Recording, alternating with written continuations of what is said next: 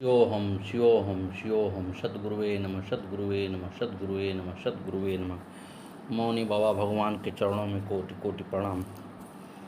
गुरु गीता की भक्ति कथा गुरु भक्तों के लिए अमृत सरोवर है। इसके अवगाहन से मिलने वाले भक्ति संवेदन गुरु भक्त साधक को सहज ही सद्गुरु कृपा का स्पर्श करा देता है।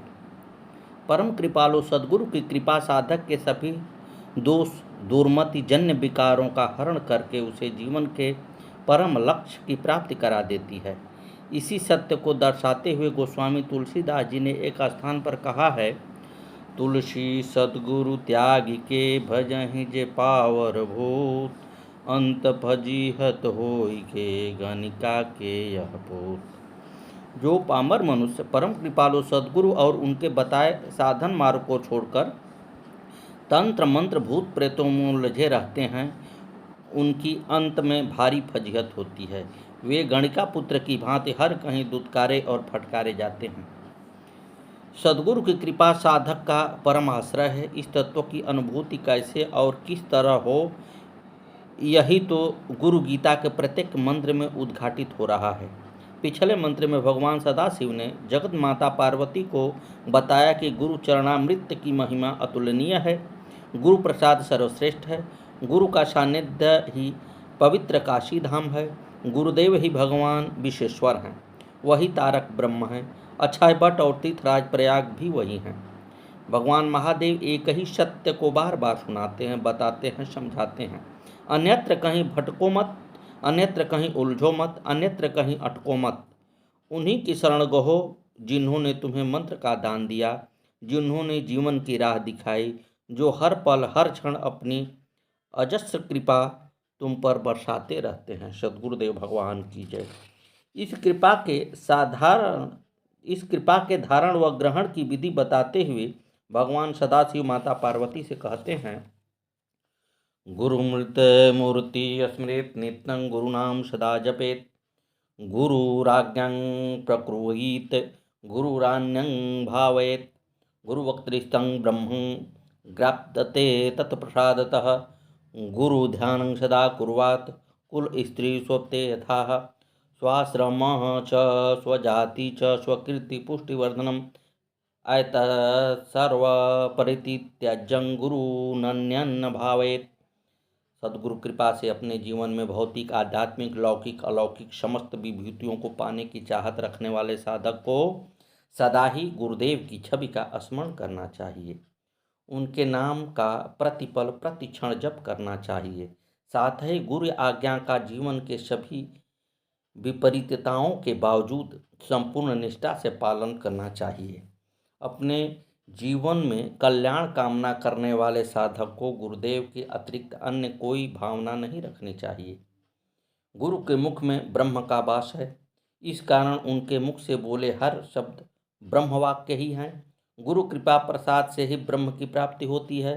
परम पवित्र स्त्री जिस तरह से सदा ही अपने पति का ध्यान करती है, ठीक उसी तरह आध्यात्म तत्व के अभिष्टु साधक को अपने गुरु का ध्यान करना चाहिए।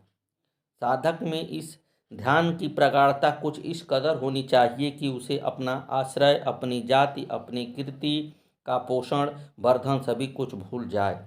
गुरु के अलावा अन्य कोई भावना उसे न व्यापे। सद्गुरुदेव भगवान की जय। इस महामंत्र का मनन और इनका आचरण साधकों के लिए राजमार्ग है। साधना का यह पथ बड़ा ही सरल, सुगम और निरापद है। श्री रामकृष्ण परमहंस देव के अनेक शिष्य थे। उनमें से कई बहुत पढ़े लिखे विद्वान और तपस्वी थे। स्वामी विवेकानंद जी महाराज की अलौकिक प्रतिभा से तो समूची दुनिया चमत्कृत रह गई। इन शिष्यों में एक लाटू महाराज भी थे। निरे अनपढ़ गंवार, विद्या बुद्धि का कोई चमत्कार उनमें नहीं था, बस हृदय में भक्ति थी। न वे शास्त्र चर्चा के गंभीर में डूब सकते थे और न किसी से साक्षात कर सकते थे। पश्चिमी ज्ञान विज्ञान तो उन्हें छू भी नहीं पाया था। अपनी इन स्थिति पर विचार कर उन्होंने परमहंस देव से कहा, ठाकुर मेरा कैसे होगा? श्री श्री ठाकुर ने उन्हें आश्वस्त करते हुए कहा, तेरे लिए मैं हूँ ना, बस मेरा नाम स्मरण करने से, मेरा ध्यान करने से सब कुछ हो जाएगा। सद्गुरुदेव भगवान नमो नमः। तब से लाटू महाराज का नियम बन गया, अपने गुरुदेव श्री रामकृष्ण परमहंस का नाम स्मरण, उन्हीं का ध्यान और उन्हीं की सेवा। ठाकुर की आज्ञा ही उनके लिए सर्वस्व हो गई। यह सब करते हुए उनके जीवन में आश्चर्यजनक आध्यात्मिक परिवर्तन हुए। अनेकों दैवीय घटनाएं एवं चमत्कारों ने उनकी साधना को धन्य किया। उनके अद्भुत आध्यात्मिक जीवन और योग शक्ति के अद्भुत विकास को देखकर स्वामी विवेकानंद ने उन्हें अद्भुतानंद नाम दिया। श्री रामकृष्ण संघ में वह इसी नाम से विख्यात हुए। स्वामी विवेकानंद उनके बारे में कहा करते थे, लाटू ठाकुर का चमत्कार है। वह इस बात का प्रत्यक्ष प्रमाण है कि गुरु स्मरण, गुरु सेवा और गुरु की आज्ञा पालन से सब कुछ संभव हो सकता है। जो जन्म जन्मांतरों के तप से संभव नहीं है, वह सद्गुरु कृपा से सहज ही साकार हो जाता है। सद्गुरु के मुख में ब्रह्म का वास है, उनकी वाणी ब्रह्मवाणी है, उनके द्वारा बोले गए वचन ब्रह्म वाक्य हैं। महान दार्शनिक योगी भगवान शंकराचार्य ने कहा है, मंत्र वही नहीं है जो वेद के तंत्र ग्रंथों में लिखे हैं, मंत्र वो भी है जिन्हें गुरु कहते हैं। सद्गुरु के वचन महामंत्र हैं। इनके अनुसार साधना करने वाला जीवन के परम लक्ष्य को पाए बिना नहीं रहता। पतिव्रता स्त्री की भांति मन, वाणी और कर्म की संपूर्ण निष्ठा को नियोजित करके गुरुदेव भगवान का ध्यान करना चाहिए। भावना हो या चिंतन अथवा फिर क्रिया, सभी कुछ सम्मिलित रूप से एक ही दिशा में सद्गुरु के चरणों की ओर प्रवाहित होना चाहिए।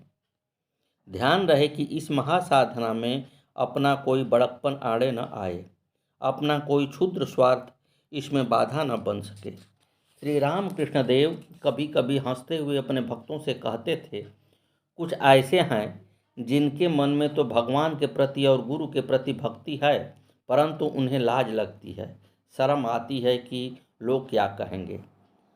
आश्रम एवं कुल की झूठी मर्यादा, अपनी जाति का अभिमान, यश प्रतिष्ठा का लोभ उन्हें गुरु की सेवा करने में बाधा बनता है। परमहंस देव जब यह कह रहे थे तो उनके एक भक्त शिष्य मास्टर महाशय ने पूछा, तो फिर मार्ग क्या है? परमहंस देव ने कहा, इन सबको छोड़ दो, त्यागो इन्हें तिनके की तरह। सद्गुरु की आज्ञा पालन में जो भी बाधाएं सामने आएं, उनका सामना करने में कभी कोई संकोच नहीं करना चाहिए। स्वामी विवेकानंद महाराज कहा करते थे, तुम अपने से पूछो, को अहम, मैं कौन हूँ, देखो तुम्हें क्या उत्तर मिलता है। हो सकता है तुम्हें उत्तर मिले, मैं पुत्र हूँ, पिता हूँ, पति हूँ अथवा पत्नी हूँ, माँ हूँ, पुत्री हूँ।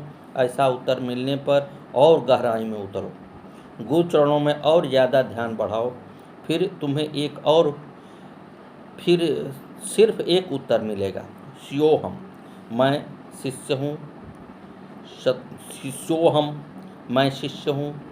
सारे रिश्ते नाते एक संबंध में विलीन हो जाएंगे। ध्यान रहे, जो शिष्य है वही साधक हो सकता है, उसी में जीवन की समस्त संभावनाएं साकार हो सकती हैं, और जो सच्चा शिष्य है उसके सभी कर्तव्य अपने गुरु के लिए हैं। ऐसे कर्तव्यनिष्ठ शिष्य को सद्गुरु कृपा किस रूप में फलती है, इसका बोध भगवान भोलेनाथ गुरु गीता के अगले मंत्र में बता रहे हैं। सद्गुरुदेव भगवान की जय। गुरु गीता के महामंत्रों में साधना जीवन का परम सत्य निहित है। इनमें वह परम रहस्य संजोया है जिसके आचरण का स्पर्श पारस मणि की भांति है, जो छूने भर से साधक के अनगढ़ जीवन और कुसंस्कारों को अमूल चूल बदल देता है। गुरु कृपा से मानवीय कमियां, कमजोरियां ईश्वरीय विभूतियां व उपलब्धियों में बदल जाती हैं। गुरु निष्ठा से क्या नहीं हो सकता, इस प्रश्न चिन्ह का एक ही उत्तर है, सब कुछ संभव है, सब कुछ संभव है। इसलिए हानि लाभ में, यश अपयश में, जीवन मरण में, किसी भी स्थिति में सद्गुरु का आश्रय नहीं छोड़ना चाहिए, क्योंकि परम कृपालु सद्गुरु का प्रत्येक अनुदान उनकी कृपा ही है। ये अनुदान सुख भरे हों या दुख से सने हों, साधक के साधनामय जीवन के लिए कल्याणकारी है। परम रहस्य सद्गुरु की कृपा भी बड़ी ही रहस्यमय होती है। इनका बौद्धिक विवेचन किसी भी तरह संभव नहीं, इसे तो बस सहज भावनाओं में ग्रहण किया जा सकता है। गुरु गीता के उपयुक्त मंत्र में इसके साधारण धारण ग्रहण की कतिपय विधियों का उल्लेख किया गया है। गुरुदेव की छवि का स्मरण, उनके नाम का जप, जीवन की विपरीतताओं में भी गुरुवर की आज्ञा का निष्ठापूर्वक पालन साधक को गुरु कृपा का सहज अधिकारी बना देता है। गुरु के मुख में तो ब्रह्म का वास है, वे जो भी बोलें वह शिष्य के लिए ब्रह्म वाक्य है। गुरु कृपा ही साधक को ब्रह्मानुभूति का वरदान देती है। परम पतिव्रता स्त्री जिस तरह से हमेशा ही अपने पति का ध्यान करती है, ठीक उसी तरह से साधक को अपने गुरु का ध्यान करना चाहिए। यह ध्यान इतना प्रगाढ़ हो कि उसे अपना आश्रय, जाति, कुल, गोत्र सभी कुछ भूल जाए, गुरु के अलावा और कोई भावना उसमें न हो। इस भक्ति कथा में नई कड़ी जोड़ते हुए भगवान महादेव माता पार्वती को समझा रहे हैं। अनन्य चिंतयन्तो मां दुर्लभम परम पदम तस्मात् सर्वप्रयत्नेन गुरुराधनं कुरु। त्रैलोक्ये स्फुटवक्त्रोः देवाद्रसुरपन्नगां गुरुवक्त्रा स्थितं विद्या गुरुभक्त्यां तु लभ्यते। गोकारन्धकारश्चं ऋकारश्चेदुच्यते। अज्ञानग्रासकं ब्रह्म गुरुरेव न संशयः। ऋकारं प्रथमो वर्णं मायादिगुणभास्कः। ऋकारो द्वितीयो ब्रह्म माया भ्रांति विनाशनम्। एवं गुरुपदं श्रेष्ठं देवानापि दुर्लभं। हा हा हु गणैश्चैव गन्धर्व प्रपूज्यते। सद्गुरुदेव भगवान की जय। श्री मौनी बाबा भगवान नमो नमः। आगे की कथा।